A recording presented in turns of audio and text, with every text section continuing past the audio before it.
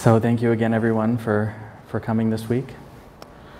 So today we're going to be talking about the 5 skandhas, or the 5 aggregates. This is how we usually translate it into English. This is the Buddha's teaching on what makes us us, what makes a person. This can seem a little bit dry, but it's really important to understand. This is essentially impermanence applied to us, to what we think of as our being. This is also part of a Dharma talk that I gave. It's a section from a Dharma talk that I gave, maybe last summer or at some point. And so Nhap Bak Wak did the translation for it into Vietnamese. So he's going to email it to me, and then I'll email it to all of you. And then you'll have a copy of it in Vietnamese as well. So the 5 skandhas are form, sensation, perception, volition, and consciousness. There are different ways that you'll see these translated. These are the translations that I prefer. Sometimes you see sensation translated as feeling, for example. But then sometimes people get confused with volition when we use the term feeling. So these are the translations that I prefer. So Sanskrit, or skandha comes from Sanskrit, and as I said, it means heap or aggregate. So these are parts. Basically, like all things, we are also made up of parts. I point to this bench a lot, or the temple. The temple is made up of parts, doors and plaster and drywall and wood and things, right? We are also made up of parts. But we have this false perception that we are solid and fixed beings. So this is a skillful perception to have. That's what these 5 skandhas are. They are a skillful perception or a tool that we can use to cultivate the understanding that we're not these singular, fixed, unchanging beings. Just like everything else, we come together due to various causes and conditions. And these are the parts that come together. But when we die, well, let's look at the first one here, form. Form is basically the body.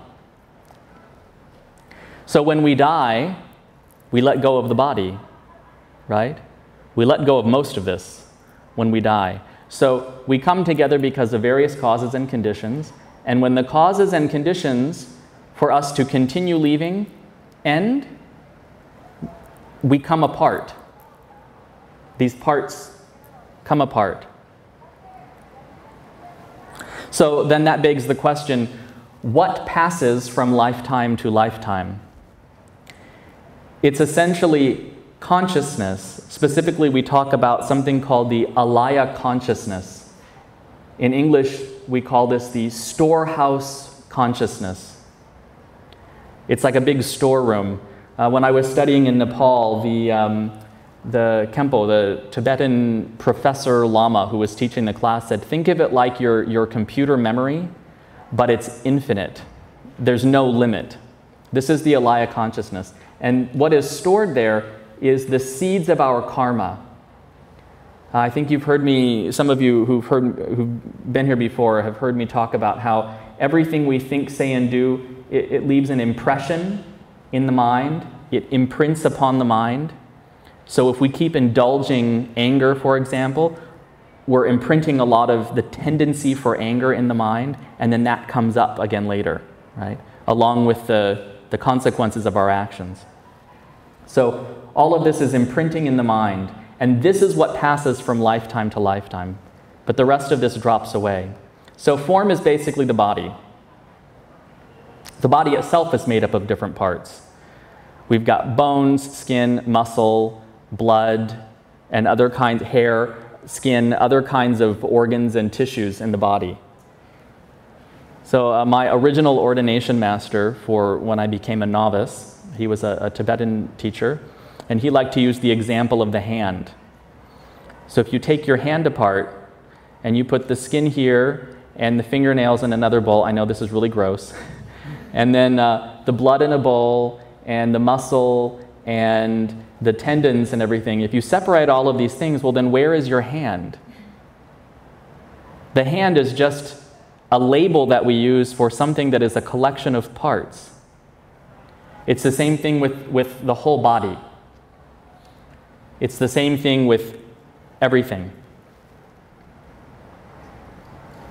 We talked about something interesting in one of my classes, though, recently, that the Buddha, when he was talking about impermanence, he wasn't really focused on things, external things, like the body and this bench and the temple. He was really, again, talking about our perception. That's the focus of the Buddha's teaching. It's not on the physical world, it's on our perception. Everything in the Dharma ultimately comes back to our perception. So the Buddha talked about these things to help us change our perception so that we could let go of ignorance and therefore overcome suffering. So understanding this in relation to form, just the impermanence of form, will help us let go of our attachment to our body. My parents were present, apparently, when my mother's father passed away. This is a number of years ago. He and my grandmother were older, a little bit older, I think in their 40s when they had my mother. So he was in his early 90s when he passed away a number of years ago. And my father said that he was there when my grandfather took his last breaths, and he was saying, "I don't want to go, I'm not ready, I'm not ready." It's this clinging. A lot of the karma that pulls us into existence is this clinging to existence itself, clinging to having a body. That leaves an incredible impression upon the mind. That's a big piece of what forces us into another cycle, another round on the cycle of birth, old age, sickness, and death. And existence, that the Buddha said, and that we can see for ourselves, is pervaded by dissatisfaction and suffering. So all of this is about changing our perceptions. So this is essentially form. So then if we take apart the body, where is the body? It's just a collection of parts. Now the remaining aggregates, they all deal with aspects of the mind, elements of what we call the mind. And usually we put consciousness at the end. I've actually put it here in the beginning because consciousness is the ground on which the rest of the mind is built. So consciousness, as I point out here, it isn't about intellectual thought when we're talking about consciousness in the Buddhist context. Consciousness is, it's the ground of awareness upon which the rest of our mind, the rest of our intelligence, our thoughts and feelings are built. So I use the example in here, we can think of consciousness as like a room, an empty room filled with light. Does that image make sense to you, or does it give you some taste of what I'm talking about? Maybe? I see some nods and some confused looks. Yeah, it's a confusing topic. It's a confusing topic. So this empty room filled with light, it has all kinds of potential. There's this potential for more. So then the rest of the aggregates are this more. Or it's the foundation of a building. You can't have the windows and walls and things unless you have the foundation first. So consciousness is like the foundation.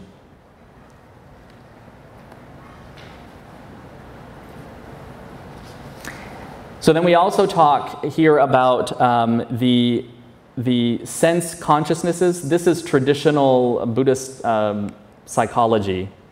It's a little confusing. So we have the five senses, right? Sight, hearing, smell, taste, and touch.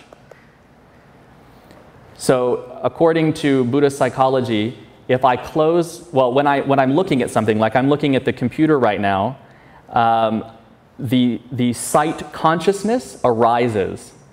But if I close my eyes, the visual consciousness isn't present. It's gone.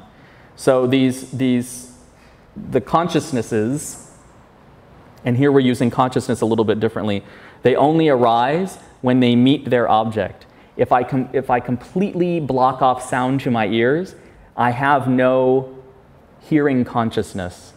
So these are also temporary. They arise and they go away. They arise and they go away. So then you might ask, well, if I'm dreaming, I'm seeing things in my dreams. Isn't that the visual consciousness? No, we say there's a sixth consciousness, the mind consciousness. And so the mind consciousness, its objects are ideas and visual images when we have our eyes closed, memories, that kind of thing.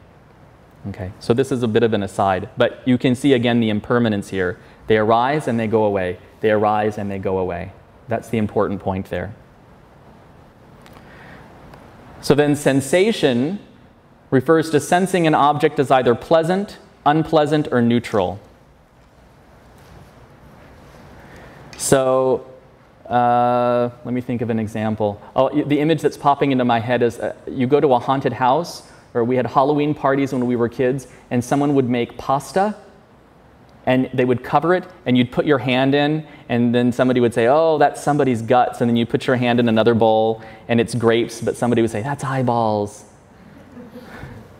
You probably didn't do that in Vietnam, did you? No, I don't think so. Okay. So that's what I'm thinking of when, touching things. But sensation isn't just touching, it's also seeing something. We see something and we say, oh, that's beautiful. Or we say, ooh, that's ugly.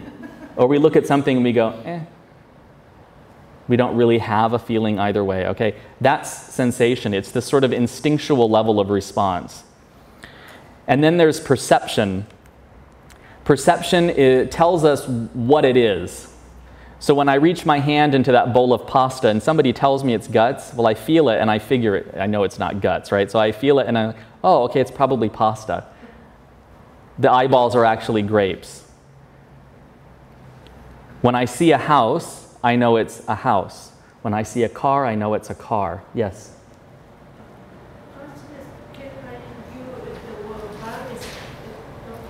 I'm sorry, I didn't hear.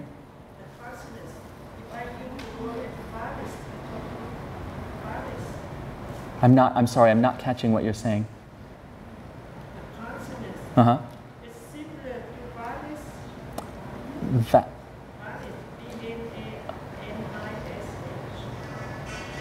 Vanish. Well, no, what I was saying is that the sense consciousnesses for sight and hearing and smell and taste and touch, they come and they go, so they vanish. They vanish. But then there's this ground of consciousness that we also talk about. That's what I was talking about when I said it's the foundation, or like the empty room filled with light. That we'll say for now that continues. I'm oversimplifying. But we'll say for now that continues. That doesn't really vanish. Okay?